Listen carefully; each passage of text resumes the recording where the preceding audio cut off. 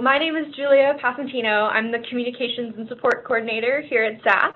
And today we're going to go over various tips and tricks of the jury process. We're going to focus mostly on the monitor jury, but we will go over what the projected jury scorecard looks like. So even if you're using a monitor jury, sometimes people like to see the projected jury scorecard for various reasons. If you have questions throughout the webinar, you're welcome to just ask them as they come up. We're going to go ahead and get started. You should now be seeing the ZAPP Jury Administration page. We're going to be using our Snowy Range Demo Art Festival event. And so this is what you'll see when you come to the Jury Administration page. You should see the number of applications being judged and how many days you have until the deadline. In this case, we wanted this event to go a really long time, so the deadline is in 2021. Most of the time, you'll see that your deadline has probably already passed.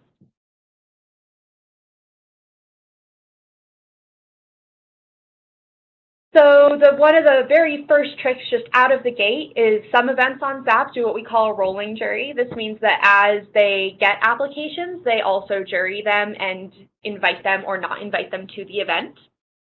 If this is something that you are doing and you want to do, all you really have to do to make that happen is change your jury status from not yet started to in progress, and you'll want to leave this setting, high current artist status, completely alone. You'll want to leave it to no. So for the reason for that is that the high current artist status controls whether or not artists can purchase products in the ZAPP shop, and this is going to include things like application fees. So if this is set to yes, artists can't pay for the application fee, or they can't check out the free product if you have a free jury or application fee. And then they won't be able to actually submit their application to you while you're jurying. If you are holding a rolling jury, you're not going to want that to happen, so you're going to want to keep this to no, and you're going to want to move your current jury status to in progress. What I will say is that by moving it into in progress, it could cause some confusion eventually for artists, where when they start, when they're working on their application and then it's going to receive, it goes to jury in progress. So a lot of times what we see events do is they hold a rolling jury, but they hold it on like specific days. So rather than keep their jury status to in progress the whole entire time, they'll only put it to in progress when they do their rolling jury or selection process. And then the very moment it's over, they'll just switch it back to not yet started. So that's kind of the first trick, just like right out of the gate, if you want to do kind of more of a customized jury.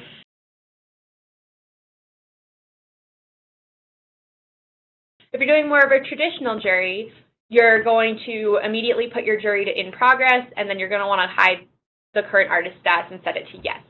The reason for that is if you sell booth products through ZAPP, artists will be able to see booth products if they're in the invited status and you have your high current artist status set to no. So that would just mean that like some artists, they spend a lot of time on ZAPP, they might be checking out an application fee. If you move them into the invited status but haven't sent out like confirmation or aren't ready to send out like those invitational emails, and they high current artist status is set to no, they could see that they have booth products available for purchase and they'll know they were invited, even if that wasn't your intention.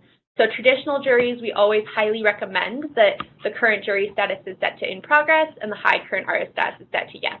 So right off the bat, I'm just going to save those two settings.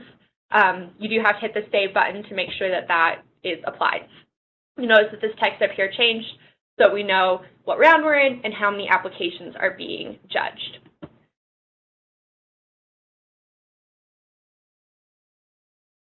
Just kind of quickly going through what you've got when you look to set up a jury, you have two options: the Monitor full screen jury view. This is what the majority of events on ZAPP are going to use, and then you have the projection jury view. That is typically reserved for events that are projecting images at a time, like 5 images at a time onto a wall for an in-person jury. So it's more of a scorecard for if you're seeing large images on a wall in front of you and you just need to score them. Most people are going to stick in the monitor full screen view, so we're going to go ahead and start there as well. You have a bunch of different scoring types. The main thing that I'm going to point out here is that when it comes to yes, no, and maybe, you're looking at 1 being a no, 2 being a maybe, and 3 being a yes. So it all kind of comes down to numbers at the end. It just is kind of how you want to do it. So we'll put ours to like 1 through 5 for today. This controls whether or not 1 is on the left side or 5 is on the left side. So I'll keep it low to high so that 1 is on the left and it goes 1 left all the way to 5 on the right. This subsort artist by is normally not grayed out. It's a setting on the super admin side. So if you are holding a monitor jury, you should have the option to subsort your artists by application ID, artist name, and there's also a random one. So application ID is pretty random. It kind of makes it sorted essentially by the order at which the applications were submitted. But random is a new kind of way to sort if you haven't sort of looked through these subsort by. If you do see that yours is grayed out like ours is here and you're hosting a monitor jury, make sure that you just shoot us a quick email and we can give you access to this subsort.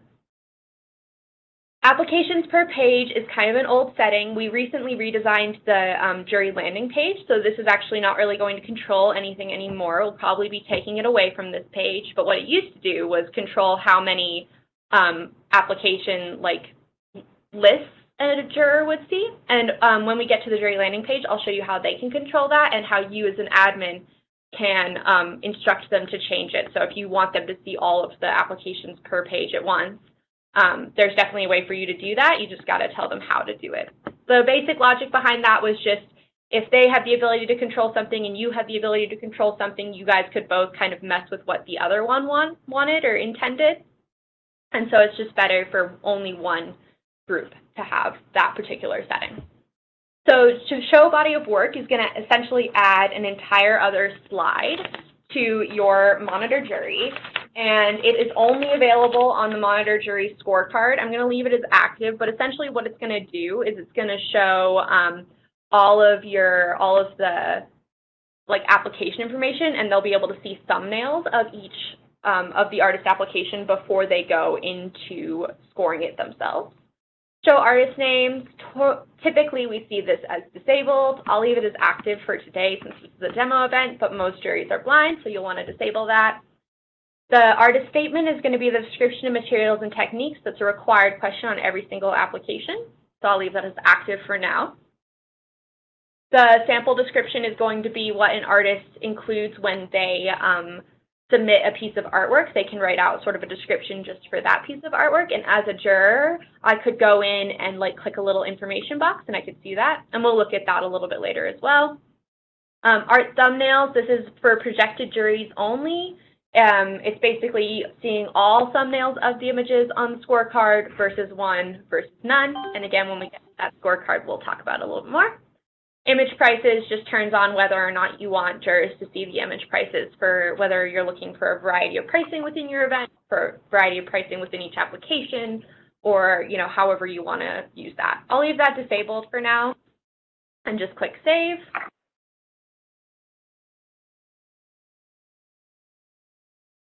The next section is going to be jurors assigned to this show. So this is one of the places that people get the most kind of hung up on after forgetting to set their jury to in progress. So when you're creating a juror account, there's kind of a two-step process. So I'll just go ahead and put a quick juror together. And basically what happens is when admins come in and do this, they'll forget the second step, which is to assign a juror to the event. So what happens is that juror then won't be able to log in. Or when they log in, they'll see that they've been assigned to no juries. So if that happens, just go back into your jurors, and you'll see that right here, this first section, you have a jury access, and you'll just need to check that little box. And you could totally do this after you go through, after like somebody asks you, after a juror, you create the account, after the jury said, hey, I'm not seeing any active juries, you know, can you take a look? Typically, if that happens, there's going to be one of two things. The first thing you'll want to check is that your jury is in progress. Jurors can only view juries that are marked as in progress. And the second thing you'll just do is check the account itself to make sure that that they have access to that specific show. This is particularly useful if you're having, if you have multiple events and you're having certain jurors do certain events. You'll want to make sure that they're all attached to the right one, and if anybody's doing more than one, you can also give them access to more than one jury. So kind of going along with that, not every event allows jurors to come back and score more than one. So some events allow have jurors that come and they score every year or every 3 years or every 2 years or every 5 years. If you are in a position where you want to have the same juror from a previous year come and score the current year, what you can do is you can come up to jury, and then under jurors, you'll see all of the jurors that have been attached that are active on the account, and then you can click show disabled. If there are any, they'll be there. But you can essentially then go into any one of these and edit their thing, and you'll be able to give them access to that current show. So that's just a kind of neat little trick that you can do if you do have jurors that are coming back year after year.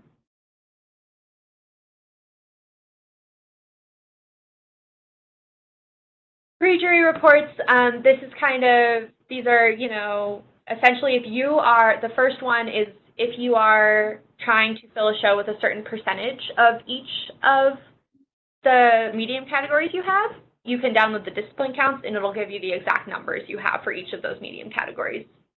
You can also create printable score sheets, but I haven't seen anybody do that in a really long time. As an admin, then you can come down to this application section. You have the ability to add admin notes. So you can say, maybe this person has been for the last 5 years. And you hit submit, and then you'll have that as a record. It's also, you can just click show to see it, and then it is also able to be downloaded in one of the downloadable reports. So you can see all of those. You can see their description of materials and techniques. You can see what discipline they're in, the average score they have. What I will say about this page is sometimes admins think that their jurors aren't scoring because they're not seeing this, but this page does not update automatically.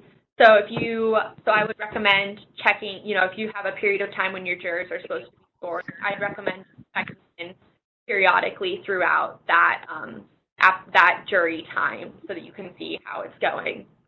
It won't update automatically as something there.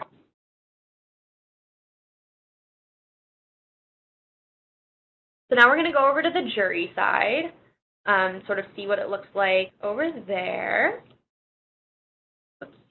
Timing out. Okay. So this is our newly redesigned jury landing page. Basically what it used to be before was you basically had the option to select a category, review images, score, and then score remaining artists. And none of this was sortable, and none of this was filterable. So they also had the option to have this score action, but we recently redesigned this. There are a couple of cool things that they have now. So first, they can see the number of applications that are in their jury, and they can also see the round that they're in. So if you're doing multiple rounds, they will now be able to see that on their end. They also have the ability to choose. They've always had the ability, but they still have the ability to choose which particular category they're scoring. So if you have some that are only scoring painting, then you'll just want to direct them to, say, select the painting category only. The filter will search the table essentially. So if they're looking for like if as a juror they're looking for a particular comment they made because maybe they want to elaborate on that or change what they want to do, they can do that. I haven't made any comments yet on this account, so we can just search for like digital, and you'll see that it brings up this digital media one. And that's kind of a cool new feature that they have that kind of helps them score all of these people, score everyone, and then also the ability to go back and sort of do a closer evaluation of what they've scored if they're so inclined. They also have right here how many artists are remaining. So that's a new feature. Before, what we used to recommend was that they always click score remaining artists. We still recommend that they click score remaining artists once they think they're done, but they also now have an actual counter that says, oh, you have 14 remaining of 14 applications, or 90 remaining of 100 applications. They can sort the table, another way to just kind of find the people that they're looking for, depending on what you have turned on. And then once they do have scores, they can sort them highest to lowest and lowest to highest. Again, to just kind of help them sort of figure out if maybe they were scoring people higher at the beginning of the jury, and then at the end they just naturally started scoring lower because they had seen the whole pool. And maybe, you know, some events do a review process, but some don't. So that your score section is kind of there to help that part of it. Same with comments. They can either bring them all to the top or bring them all to the bottom. And then we also have this fun new show thumbnail, so they can also have those available as they go through. And so those are kind of all the cool new parts of the jury landing page. I kind of alluded to it earlier, but this is where jurors will be able to change how many applications they're seeing in this list. So we can change it to 100 and see everybody, or we can change it to, hey, I just want to see one person. And there we go. We've got 1 and 14 pages. So I'll change it back to 20. And that's kind of the jury landing page. They also, oh, I almost forgot, they have the ability to download their score history. Previously, this was only something that you guys can do, but now they have the ability to do this as well. This really helps for jurors that are going through multiple rounds and want to be able to see their history.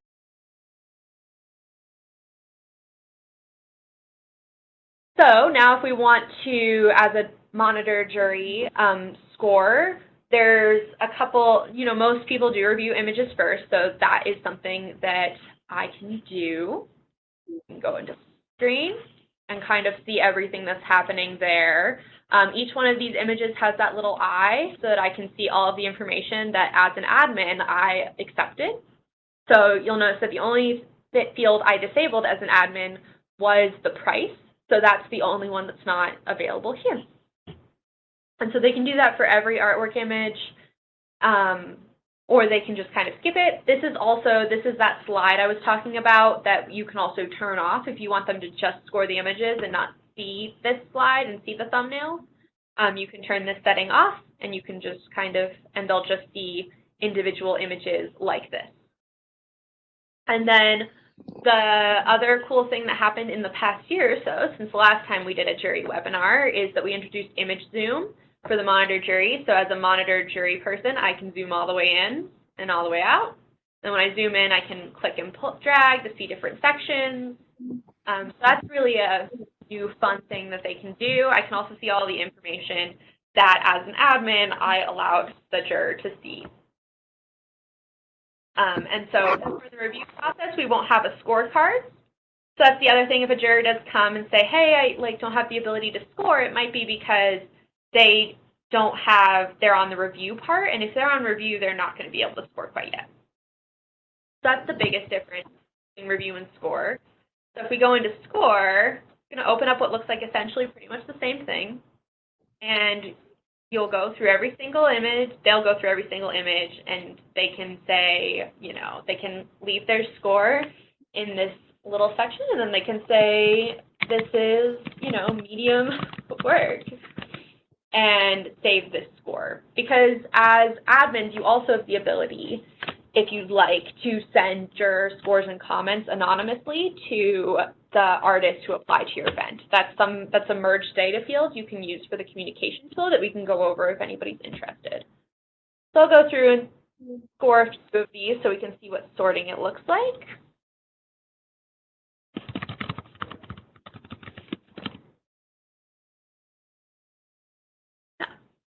Just do two.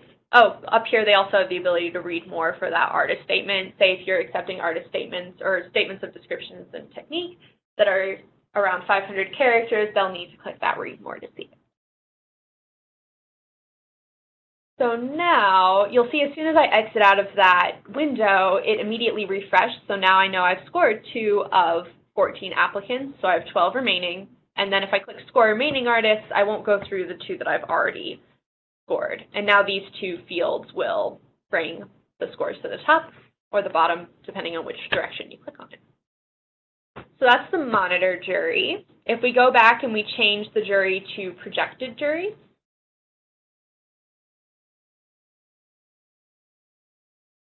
we'll take a look at the projected scorecard. Some administrators like to use the projected scorecard as the review process rather than the review function of the monitor jury. So I'll just go over here to refresh the page and help that change make effect. So now you'll notice that I no longer have the review option. And that's just part of how the Projected Jury Scorecard works. So if I click Score, I'll be taken to the Projected Jury Scorecard. So this is kind of what it looks like. Well, this is exactly what it looks like. And I'm able to see all the same information that I allowed as an admin. If I click on an image, I can see all of the details of that image that I sort of made active. And this is the thumbnail section. So this particular field, when we were over here, this was the show art thumbnails. That's only applicable to the Projected Jury Scorecard. And so I chose to show all of them, so we're seeing all 5. If I change it to 1, I'd only see 1. So then as we're going through these, we can kind of do that. So this is kind of another little trick you can do if for whatever reason you want to just see the 5, you want your jurors to just sort of take a quick look at all 5 images and then come back and score them all individually, image by image.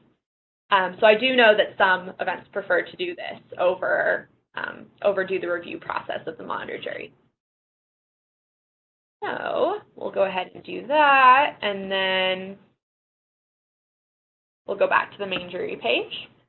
And now we can see I've scored more. And then when we go to the admin page and refresh it, we'll be able to see more of the scores that I've given, and you'll be able to see them in this table. So that's a really good way for you guys to keep on top of like what the jurors are doing.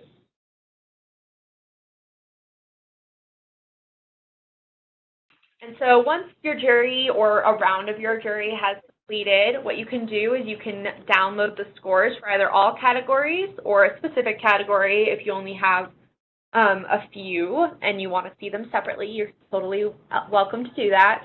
The download scores button only works with the current round you're in. So if you do have a jury that has, 2 to 3 rounds, then you'll want to download the scores as you go. But if you don't, that's totally fine. You can click this View Scoring History button, and you can choose whatever round you want, and then you can download it from there.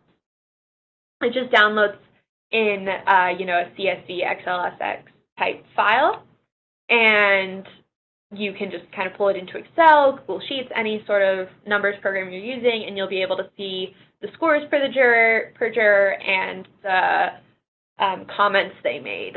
So you can kind of look at it that way. Then when it comes to removing artists and advancing rounds, if you want to do that, you can just click this Remove Artist button and you get to this table. So a few things to point out about this table is that any category, so it's broken down by category, and any category that has scores in it will have a remove threshold auto-populated. So essentially, if each one, if you had 3 jurors and you had a bunch of people in these in these categories, what would happen is you would have an average score. So maybe you'd have like a 2.7 average score right here. And that would automatically put some people in to be removed and some people in to remain. And it would automatically do that. However, if you are like working on building a festival with a certain percentage of certain mediums, you might want to adjust that number to meet that percentage or to meet those numbers that you're looking to meet.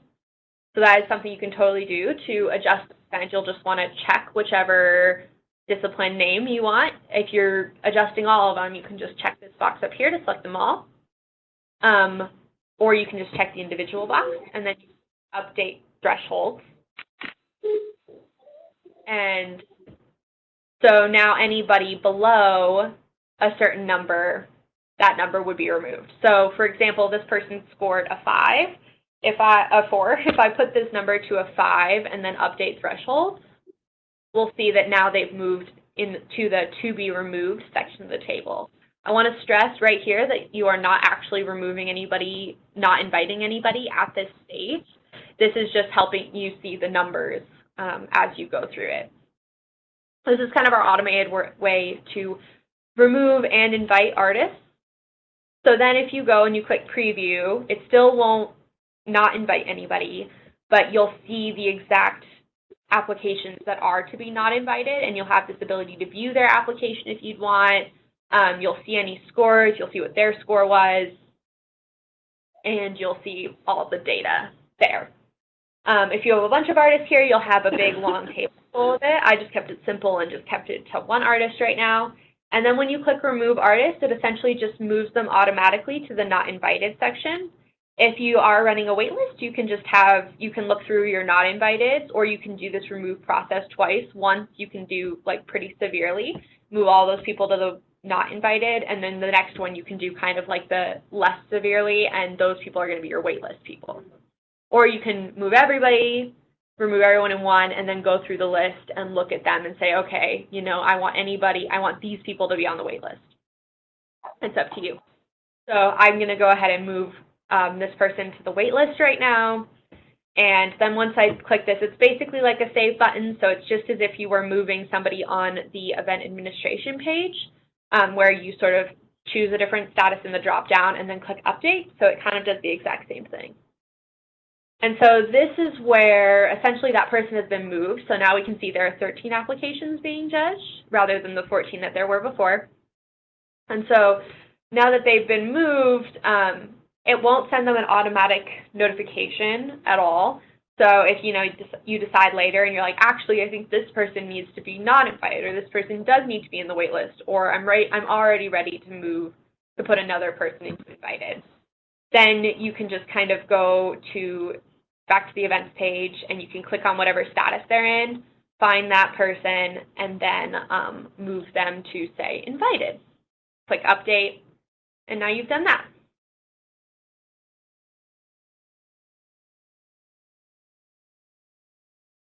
And so that's kind of just how the remove function works. The invitation function works almost exactly the same, whereas when you click invite artists, if you want to alter any of the thresholds, you'll need to click that checkbox, make sure they're all marked, and then you can increase or decrease the invite threshold based off of what you need. That's kind of how that goes. This can be one of the more, people get a little bit more worried about this section, but I do want to stress that if you're always able to kind of move artists back if you would like to, because the system will still save their scores. So if you have someone invited, you want to move them back to receive and look at them, you'll still be able to do that. So that's kind of just a quick overview of the jury process. The other thing that's kind of a trick is that if you're a new administrator taking over an event that's been on ZAPP for a bunch of years, what you can do is you can find that event in the archived events section. This one doesn't have any, so I'll go ahead and log out and log back in as one that does have one.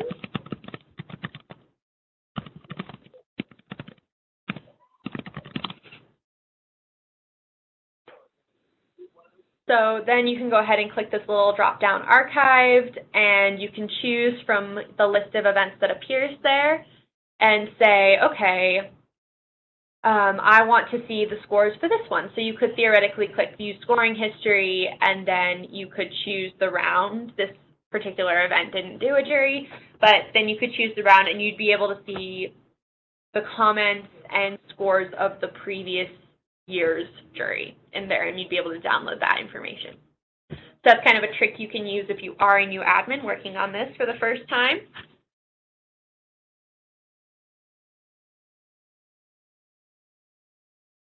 And then kind of one of the last things that I wanted to talk about in terms of your process was going to be just kind of communicating with artists. So basically, if you are, we'll just use this event for right now. So once you have sort of finished your jury, your settings will probably look like this, where the jury is set to in progress.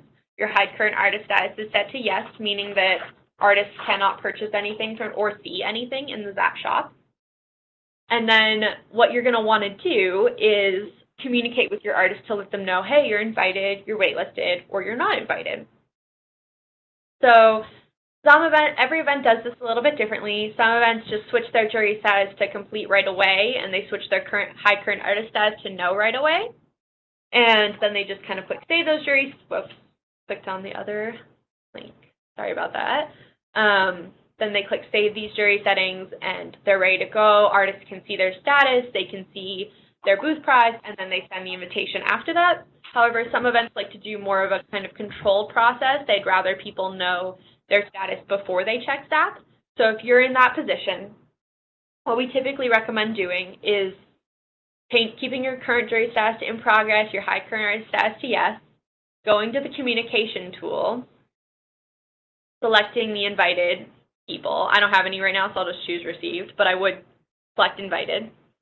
Composing an email, and then within that email telling artists when your results will be released, and then you could send a follow-up email with their results. Some people just like to do that so that they can really control the flow of when all of this happens. And some people also they send their invitational, and then they immediately go to their jury administration page. So what that would look like is I could choose the invited template, fill in all this information, send it to all of my artists. Maybe I'm going to include contact information and anonymous jury scores from all rounds. And then I'm going to preview this email, and I'm going to say, okay, looks good, I'm ready to send it. I might send the email, and then I did not fill in a subject line, so it wouldn't let me send it. And then go immediately to the jury administration, change it to complete, and change it to no. So that pretty much means that as soon as that artist will see the invitational, and then immediately they'll have the option to go into ZAPP and see. So you're also welcome to do it that way if you, want it to be kind of all at once. Oh, yes. The last little piece there with the invitationals is that one of the things you'll want to keep in mind is that if part of your invitation is instructing people to go and buy booths, what you'll want to do is make sure that the booth products are A, active over here, and B, the accept invitation and purchase deadline is in the future. So ours right now is in the past. So if I had sent the invitational, an artist had gone to the ZAPP shop, they wouldn't actually have been able to purchase products because the accept invitation and purchase deadline would be in the past. So I'd want to change it to the future, click save, and there you go. The other option is that you can use your override purchase deadline. However, we really don't recommend doing this with booths because that means artists can buy booths up into the day of your festival. And that's not really ideal for you or them or anyone. So typically we say unless you're selling like a t-shirt or some sort of add-on, don't override the purchase deadline, just change and move the accept invitation and purchase deadline. So that's how you can do that. One other trick surrounding invitationals is that you can use our template, but what we recommend doing is because the template is so generic, none of these things are going to autofill. I just wanted to point that out, that they're not going to autofill. So what you can do is you can essentially come here, you can copy the whole thing, and then you can create a new template that is fill in all of your information, and then you'll have access to this edited for you invitational email. In the coming years, and it'll just be exactly what you need. It'll have all of your show's information, and you won't have to worry about missing any particular steps within this template. Because a lot of times when people do send the invite, not invite, and waitlist templates that we have created, they don't edit it for everybody, so for their own event, and so they have a lot of like X's here because this can't really pull from anywhere. So you'll just want to fill all of those out first. This is also really helpful if you do have a rolling jury and you're emailing people as you go. If you create a template beforehand so that you're, able to just kind of enter it in and click kind of go, and then you're able to send it. It can save you a lot of time that way when it comes to that.